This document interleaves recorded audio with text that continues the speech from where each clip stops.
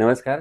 आपलं स्वागत आहे आयकॉन स्टील प्रस्तुत बिल्ड आयकॉन या उपक्रमामध्ये. आज आम्ही आलो सांगलीमध्ये आणि माझ्यासोबत आहेत आर्किटेक्ट महेश स्वामी सर, जे मागच्या काही वर्षांपासून या फील्डमध्ये अतिशय उत्तमरित्या काम करत आहेत. स्पेशली रेसिडेन्शियल प्रोजेक्ट्सवर त्यांची मास्टरी आहे.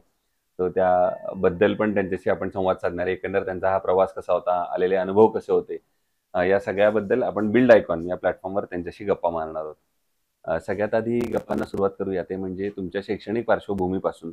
म्हणजे तुमची शाळा कुठली होती, कॉलेज कुठलं होतं आणि सगळ्यात महत्त्वाचं आर्किटेक्ट हे व्हावं ही प्रेरणा कुणामुळे मिळाली? ओके. त्यामागचं प्रेरणास्थान कोण होतं? काय सांगाल?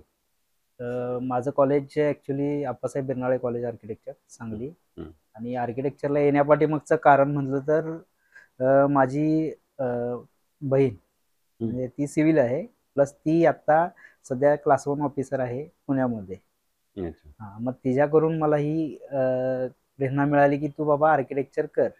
होतं माझ्या डोक्यात पूर्वीपासून, मला आर्टशी रिलेटेड कन्सेप्ट खूप आवडायचे. क्रिएटिव्ह असल्यामुळे आहे ना, मला बऱ्यापैकी सगळ्या गोष्टी जमायच्या. त्यामुळे मी आर्किटेक्चर ही फील्ड निवडली. ओके. आता आर्किटेक्चर मी पासआउट झालो 2015 साली. तेव्हापासून मी काम करतोय. माझं स्कूल ॲक्च्युली मी मिरजेतलाच आहे. मिरजेमध्ये स्कूल आहे. मी प्रॅक्टिस वगैरे बाहेर कुठे नाही केली, फक्त सांगली मिरजेमध्येच प्रॅक्टिस करतोय आता वा. सध्या. पण इंटेरियर आर्किटेक्चरल प्रोजेक्ट प्लस आपले कन्स्ट्रक्शनशी रिलेटेड पण सगळे प्रोजेक्ट करतो आपण, कॉन्ट्रॅक्टिंगशी रिलेटेड. बरोबर. बहिणीकडनं तर तुम्हालाही प्रेरणा हो. मिळालीच, तुम्ही जसं सुरुवातीला सांगितलं. पण तुम्हाला पण आर्टची जास्त आवड आर्टची होती जास्त आणि आवड फील्ड आहे. तसं हो, क्रिएटिव्ह आहे. हो, हो. पण या आर्टमध्ये तुमचं ड्रॉइंग बद्दल कितपत हे होती आवड किंवा काय त्याच्याबद्दल? ड्रॉइंग बद्दल आता मी स्टार्टिंग पासूनच म्हणजे मी स्कूल लेवलच्या एक्झाम तर दिलेलेच आहेत. बरं. मग पेंटिंग वगैरे मी करायचो. पण आर्किटेक्चरचा आणि पेंटिंगचा काही संबंध आहे तो संबंध नाही. मला नंतर नंतर कळलं. कळाला. असं. म्हणजे मग ते तुम्हाला आर्किटेक्चर हे ओन्ली फॉर बिल्डिंगशी रिलेटेड. हो, हो. आर्किटेक्चर कन्सेप्ट भरपूर वास्ट आहे, पण आपल्याला ते आम्ही फक्त बिल्डिंगशी रिलेटेड बघतोय ह्या गोष्टी. बरोबर. ते ड्रॉइंग वेगळं ड्रॉइंग असतं आणि हे वेगळं आणि ड्रॉइंग हे ड्रॉइंग वेगळं, वेगळे ड्रॉइंग असतात. वेगळं आहे. हे ते ज्या वेळेला तुम्हाला आम्ही आर्किटेक्चरला गेलो त्यावेळेला आम्हाला कळालं म्हणजे ते. फसवून तुम्हाला आणलं गेलं या क्षेत्रामध्ये असं हा. सांगता. बरं, असं पण तुम्ही फार चांगलं काम करताय हो, असं जरी असलं आर्किटेक्चर. तरी सुद्धा. कारण हे फील्ड त्यातला एक फॅक्टर कॉमन आहे, तो म्हणजे क्रिएटिव्ह फील्ड. क्रिएटिव्ह तुम्ही फील्ड आहे, जसं क्रिएटिव्ह फील्ड आहे. रेसिडेन्शियल हो, बंगलोजवर काम हो. करता, तर एक बंगलो दुसऱ्यासारखा दिसला नाही पाहिजे, हो, याचीच काळजी 100%. सगळ्यात हो, हो. महत्त्वाची. कारण प्रत्येक प्रत्येक ठिकाणी ग्राहकाची व्हेरिएशन यायला पाहिजे. व्हेरिएशन पाहिजे आणि प्रत्येक ग्राहकाची डिमांड पण हो, ती हो, असते. हो. मग पुढचा प्रश्न येतो ते म्हणजे आर्किटेक्ट झाल्यानंतर पहिला प्रोजेक्ट मिळेपर्यंत एक स्ट्रगल असतो, हो, हो. की पहिला प्रोजेक्ट कसा मिळणार, हो, कुठला हो. मिळणार, कधी मिळणार हो. आणि कुणाचा रेफरन्स नाही येतोय का? हो. तर तो सगळा प्रवास कसा होता आणि पहिल्या प्रोजेक्टच्या आठवणी? हां, मला पहिला प्रोजेक्ट मिळाला एक छोटा रेसिडेन्शियल बंगलो होता, हं. 1000 स्क्वेअर फीटचा.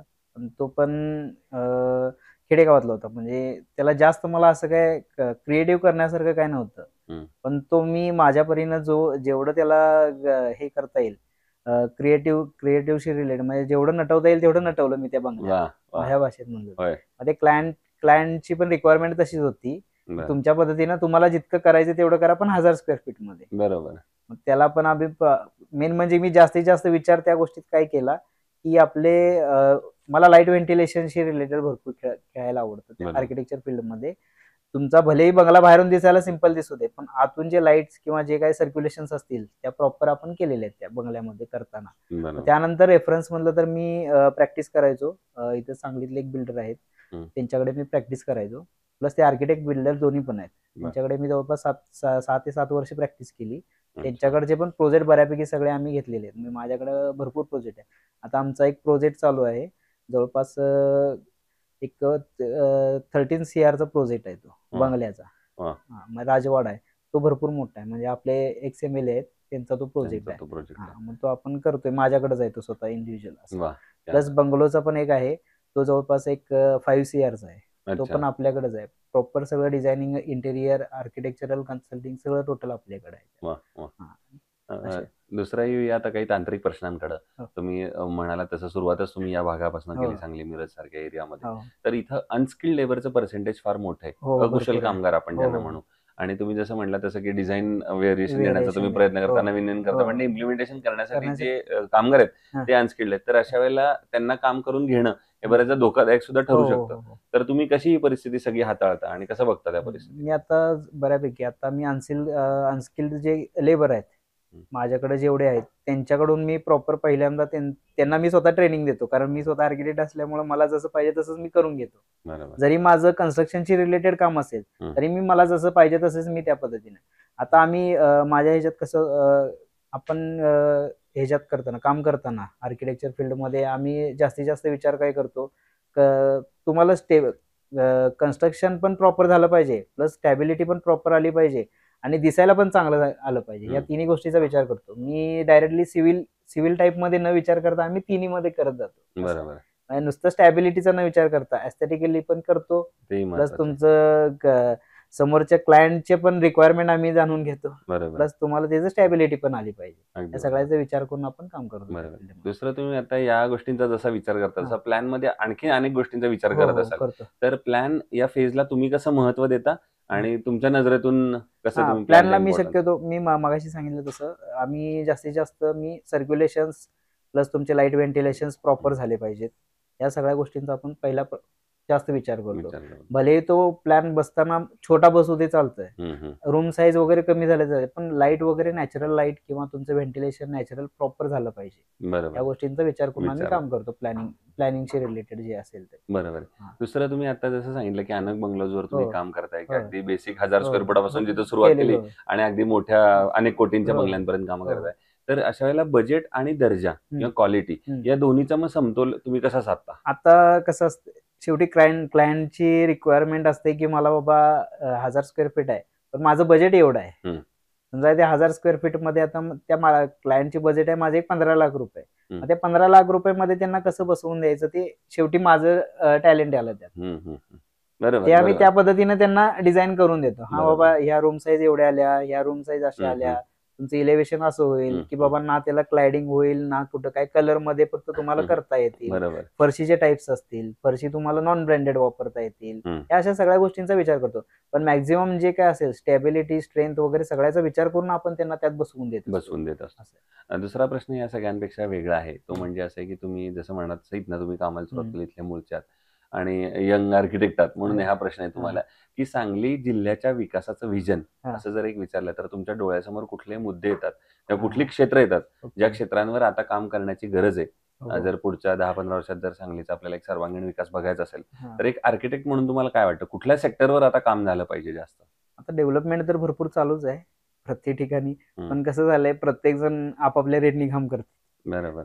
ते कसं आहे, एक स्टेबल कुठेतरी लॉबी मध्ये तो रेट ठरवला पाहिजे तरच त्या गोष्टींचा विकास. म्हणजे तुम्हाला जर समजा आता मेट्रो सिटीत जर बघायला गेलं तर त्यांचे रेट हाय असतात, पण त्या रेटला लोक काम करायला तयार होतात. बरोबर. आपल्या इथं काय करतात, नाही हा एवढ्याने करतो तू तेवढ्याने करून दे, असं ते कामाचं हे असते. कॉम्पिटिशन भरपूर आहे आपल्या इथं.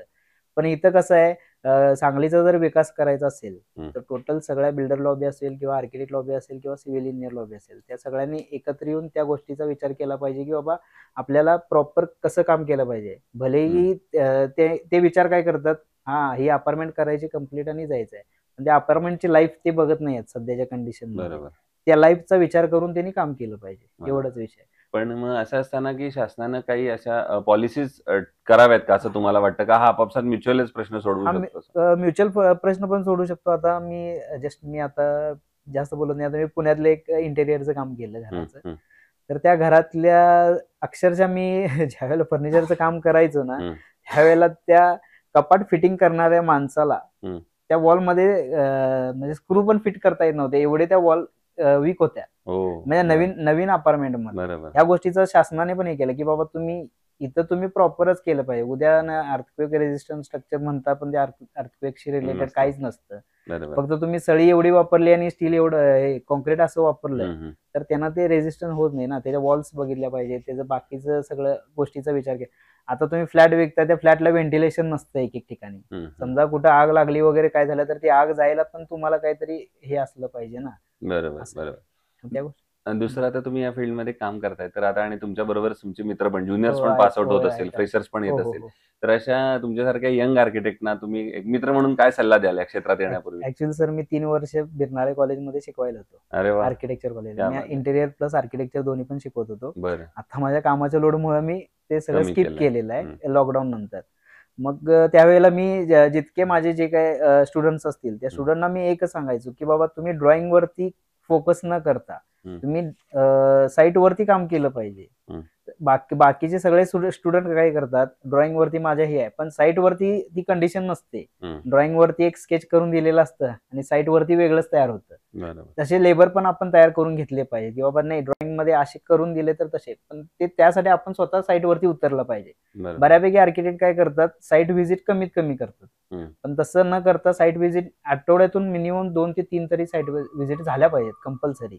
त्यामुळे आपल्या साईट वरती त्याचा भरपूर परिणाम होतो त्या गोष्टीचा. आणि त्यामुळे आपले जे हे आहेत प्रोजेक्ट आहेत ते प्रॉपर आपल्या जशा व्ह्यू मध्ये असतात तसे ते तयार होतात. इंटेरियर असू दे, आर्किटेक्चर असू दे, सिव्हिल वर्क असू दे, किंवा इव्हन आता मी ज्या वेळेला काम करायचो ना, म्हणजे ज्यांच्याकडे काम करतो त्यावेळेला मला स्टील चेक करणे किंवा तुमचे बाकीचे साईट वरच्या कंडिशन चेक करणे, ह्या सगळ्या, इव्हन मी सॉइल कंडिशन पासून सगळ्या गोष्टीचं काम केलेलं आहे. म्हणजे मी स्वतः आर्किटेक्ट असून मी सिव्हिल वर्क पण बऱ्यापैकी सगळं केलं. त्यामुळे मी आता काय केले, माझ्याकडे 2-3 कॉन्ट्रॅक्टिंगच्या टीम आहे, त्यांच्यासोबत मी काम करून हे म्हणजे ह्या बाकीच्या सगळ्या गोष्टी मी करतो. बरोबर. दुसरं या आतापर्यंत केलेल्या प्रोजेक्ट मधला एखादा आयकॉनिक प्रोजेक्ट कुठला आहे असं की जो करताना एक आनंद समाधान होतं आणि ज्या प्रोजेक्टनं तुम्हाला पण एक नवीन ओळख मिळवून दिली? माझं आता हे तुम्हाला मी मगाशी बोललो होते, एक XML आहेत ना, त्यांच्या घराचं प्लॅनिंग मी स्वतः केलेलं. त्यांचं घर म्हणजे ऍक्च्युली आपलं महाराष्ट्र सदन आहे ना दिल्लीतलं, तशा टाईप मधलं सगळं ते घर आहे. ते प्रोजेक्ट आता कसं झालंय, अप टू कम्प्लिशनला आलेला आहे. तो प्रोजेक्ट करताना जे म्हणजे माझा जो आनंद असेल, म्हणजे ते जे ड्रॉइंग करताना किंवा त्याचे जे तिथं जे क्रिएटिव्हिटी माझी जी करायची ती सगळी मी तिथं केलेली आहे. मग तिथलं बघून सगळं न करता त्याचा मी इफेक्ट फक्त इथं आणून दिला, एवढाच. पण काय त्यातली खासियत सांगू शकाल का? एक दोन त्यातली खासियत म्हणजे आपण ते टोटल त्यात आता 2-3 आमच्या आर्किटेक्चर स्टाईल्स असतात. म्हणजे बाबा एखादी गोथिक स्टाईल असेल किंवा तुमची इस्लामिक आर्किटेक्चर असेल, इंडियन म्हणजे आपल्या हिंदू आर्किटेक्चरशी रिलेटेड, मग त्यातले आम्ही तिथं युज करताना मॅक्झिमम हिंदू आर्किटेक्चरशी रिलेटेड, म्हणजे आपली टेम्पल कन्सेप्ट असते, टेम्पल कन्सेप्टशी रिलेटेड, किंवा कोर्टयार्ड असेल, कोर्टयार्डशी रिलेटेड, ह्या गोष्टी केलेल्या. इव्हन मी आता एक एक्सपोज ब्रिक वर्कचं पण एक काम केलेलं आहे. एक्सपोज ब्रिक वर्क मध्ये कसं केलंय, आपण स्ट्रक्चर पूर्ण RCC करून घेतलेलं आहे, एक फ्लोअर, त्याच्यावरती सगळं आपण ब्रिक वर्क मध्ये काम केलेलं आहे. मग ते एक्सपोज ब्रिक वर्क मी स्वतः शिकून घेतलं एक आर्किटेक्ट करून, आणि मग मी स्वतः इम्प्लिमेंट केलेलं आहे. बरोबर आहे. आणि एखादा असा प्रोजेक्ट की जो करताना काही आव्हानं आली, अडचणी आल्या, आता भरपूर, आणि त्याच्यावर कशी मात केली, असा एखादा प्रसंग आठवतोय का? आता एखादा प्रोजेक्ट म्हणजे माझं एक सांगोल्यामध्ये काम चालू होतं ऍक्च्युली, मग ते आम्ही सगळं स्टील डिझाईन वगैरे सगळं केलेलं, पण मला सांगोल्यात जाय करायची जास्त हे नव्हतं, म्हणजे तेवढा वेळ मला मिळायचं नाही. मी ते सांगोल्यातल्या प्रोजेक्टला स्टील डिझाईन वगैरे सगळं दिले, पण त्या स्टील डिझाईन दिलेल्यानंतर तिथल्या साईट इंजिनियरनी चुकीचं स्टील घातलं त्यात, आणि त्याचा इफेक्ट नंतर त्या प्रोजेक्ट वरती झाला. स्लोपिंग स्लॅब होता, स्लोपिंग स्लॅबला पूर्णपणे क्रॅक गेले आणि ते स्लॅब पूर्णपणे खाली आला. मग त्या स्लॅब आम्ही स्टील दिलेलं त्यापेक्षा त्यांनी कमी स्टील घातलेलं, त्यामुळे तिथे तो प्रॉब्लेम आला. मग ते पूर्ण आम्हाला ते सगळं फोडून परत तो स्लॅब, नशीब ते बाबा क्लायंट राहायला गेल्यानंतर तो गोष्ट घडली नाही, आणि नंतर परत सगळं ते क्लिअर करून दिलं त्यांना. मग ते त्या गोष्टी अशा घडत गेल्यात. म्हणजे आता ते झालं, परत मला आता माझा छोटे एक अपार्टमेंटचं प्रोजेक्ट चालू आहे, म्हणजे एकदम सिटीत आतल्या बाजूला आहे. तिथं काम करताना मला एवढ्या साईडच्या लोकांच्या हे अडचणी हे करून, म्हणजे जुने स्ट्रक्चर आहेत, 80-80 वर्ष जुनी स्ट्रक्चर आहेत माझ्या साईडला, मग त्यांचा मी विचार करून त्यांना पूर्णपणे रिटेन करून वगैरे सगळ्या ह्या गोष्टी केलेल्या आहेत. अपार्टमेंट ती जवळपास 8,000 स्क्वेअर फीटचा एक फ्लोअर आहे, त्या पद्धतीने त्याची अपार्टमेंट बनवलेली आहे, असं तिथे टोटल सगळं आहे. दुसरा, आता तुम्ही जसा अनुभव सांगितला की चुकीचं स्टील वापरल्यामुळे काय घटना घडू शकते, तसं मग चांगलं स्टील निवडताना काय पॅरामीटर्स बघितले पाहिजेत असं तुम्हाला वाटतं? आता मी आयकॉन स्टील घ्यायच्या आधी मी राजुरी स्टील वापरायचो. मग आयकॉन स्टीलचं मला कसं झालं, मी एक प्रोजेक्ट मी पहिला वापरून बघितला, स्ट्रेंथ वाईज पण तो प्रॉपर आहे. मी स्टील चेक केलं सगळं, त्याची म्हणजे लॅब टेस्ट वगैरे सगळी करून मी स्वतः करून बघितली. इव्हन मला मी गुरुकृपा स्टीलवाल्यांकडून ज्या वेळेला घेतो ना स्टील, त्यावेळेला मी त्यांना पण सगळं विचारलं. मग त्यांनी पण मला सांगितलं की असं असं आहे बाबा, TMT बार नुसतं नसून त्याला डक्टल स्ट्रेंथ वगैरे जे काही हे प्रकार आहेत, नवीन काहीतरी वापरायला मिळेल आपल्याला. हे कुठल्या स्टील मध्ये नाही आहे ना, TMT सगळीकडेच येतं. बरोबर. मग ते तेवढंच, बाकी काही नाही. मग त्यात मग आम्ही मॅक्झिमम मी आता सगळे प्रोजेक्ट माझे जे आहेत ते सगळे आयकॉन मध्येच करतोय, बाकी कुठली असे स्टील वापरत. आणि मग आयकॉनच्या सर्व्हिस बद्दल काय? सर्व्हिस चांगली आहे. सर्व्हिस मध्ये म्हणलं तर मला ऑन दी स्पॉट कधीही कुठल्या गोष्टीची कमतरता आजपर्यंत आली नाहीये. इथून पुढे पण येऊ नये अशी माझी इच्छा आहे. बाकी हे होते आर्किटेक्ट महेश स्वामी सर, आणि त्यांनी त्यांच्या अनुभवाबद्दल सांगितलं, आजवरच्या प्रवासाबद्दल सांगितलं. भविष्यात सुद्धा असेच आयकॉनिक प्रोजेक्ट तुमच्या हातून घडावेत याच आयकॉन स्टील तर्फे मनपूर्वक शुभेच्छा.